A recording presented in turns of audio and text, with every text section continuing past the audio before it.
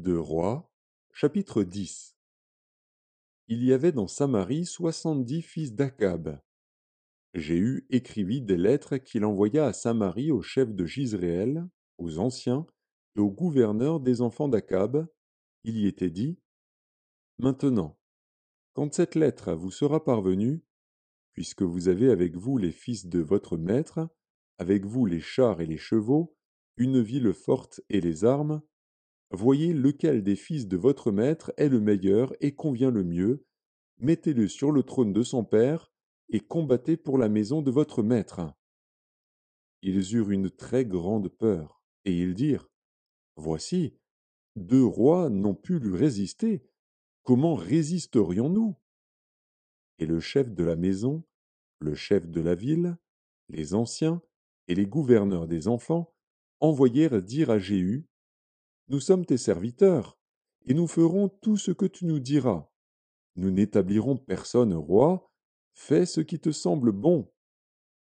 Jéhu leur écrivit une seconde lettre où il était dit: Si vous êtes à moi et si vous obéissez à ma voix, prenez les têtes de ces hommes, fils de votre maître, et venez auprès de moi demain à cette heure à Gisréel. Or les 70 fils du roi étaient chez les grands de la ville qui les élevaient. Quand la lettre leur fut parvenue, ils prirent les fils du roi, et ils égorgèrent ces 70 hommes.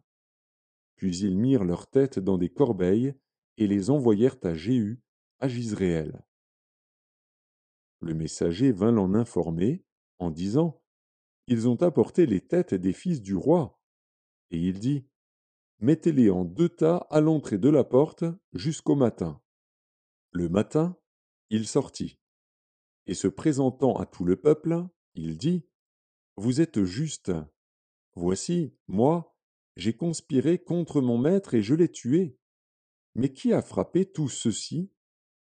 Sachez donc qu'il ne tombera rien à terre de la parole de l'Éternel, de la parole que l'Éternel a prononcée contre la maison d'Akab. L'Éternel accomplit ce qu'il a déclaré par son serviteur Élie. Et Jéhu frappa tous ceux qui restaient de la maison d'Akab à Gisréel, tous ses grands, ses familiers et ses ministres, sans en laisser échapper un seul. Puis il se leva et partit pour aller à Samarie. Arrivé à une maison de réunion des bergers, sur le chemin, Jéhu trouva les frères d'Akazia, roi de Juda, et il dit: Qui êtes-vous? Ils répondirent: Nous sommes les frères d'Akazia, et nous descendons pour saluer les fils du roi et les fils de la reine. Jéhu dit: Saisissez-les vivants. Et ils les saisirent vivants, et les égorgèrent au nombre de 42, à la citerne de la maison de réunion. Jéhu n'en laissa échapper aucun. Étant parti de là, il rencontra Jonadab, fils de Récab, qui venait au-devant de lui. Il le salua et lui dit: Ton cœur est-il sincère, comme mon cœur l'est envers le tien? Et Jonadab répondit: Il l'est. S'il l'est, répliqua Jéhu, donne-moi ta main. Jonadab lui donna la main. Et Jéhu le fit monter auprès de lui dans son char, et dit: Viens avec moi, et tu verras mon zèle pour l'Éternel. Il l'emmena ainsi dans son char. Lorsque Jéhu fut arrivé à Samarie, il frappa tous ceux qui restaient d'Akab à Samarie, et il les détruisit entièrement, selon la parole que l'Éternel avait dite à Élie. Puis il assembla tout le peuple, et leur dit: Akab a peu servi Baal, Jéhu le servira beaucoup. Maintenant convoquez auprès de moi tous les prophètes de Baal, tous ses serviteurs et tous ses prêtres, sans qu'il en manque un seul, car je veux offrir un grand sacrifice à Baal. Quiconque manquera ne vivra pas. Jéhu agissait avec ruse pour faire périr les serviteurs de Baal. Il dit: Publiez une fête en l'honneur de Baal. Et ils la publièrent. Il envoya des messagers dans tout Israël, et tous les serviteurs de Baal arrivèrent, il n'y en eut pas un qui ne vînt. Ils entrèrent dans la maison de Baal, et la maison de Baal fut remplie d'un bout à l'autre. Jéhu dit à celui qui avait la garde du vestiaire: Sors des vêtements pour tous les serviteurs de Baal. Et cet homme sortit des vêtements pour eux. Alors Jéhu vint à la maison de Baal avec Jonadab, fils de Récab, et il dit aux serviteurs de Baal, cherchez et regardez, afin qu'il n'y ait pas ici des serviteurs de l'Éternel, mais qu'il y ait seulement des serviteurs de Baal. Et ils entrèrent pour offrir des sacrifices et des holocaustes. Jéhu avait placé dehors 80 hommes, en leur disant, celui qui laissera échapper quelqu'un des hommes que je remets entre vos mains, sa vie répondra de la sienne. Lorsqu'on eut achevé d'offrir les holocaustes, Jéhu dit aux coureurs et aux officiers, entrez, frappez-les, que pas un ne sorte. Et ils les frappèrent du tranchant de l'épée.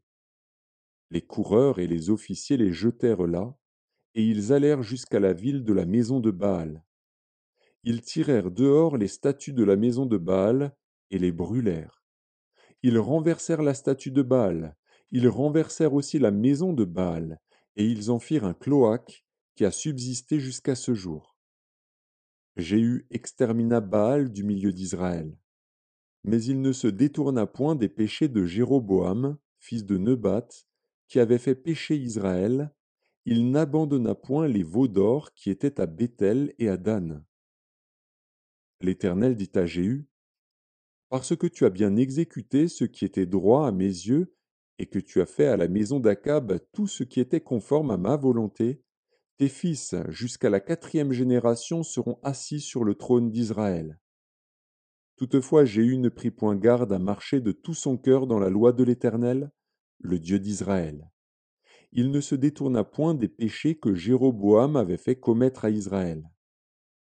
Dans ce temps-là, l'Éternel commença à entamer le territoire d'Israël, et Hazaël les bâtit sur toute la frontière d'Israël.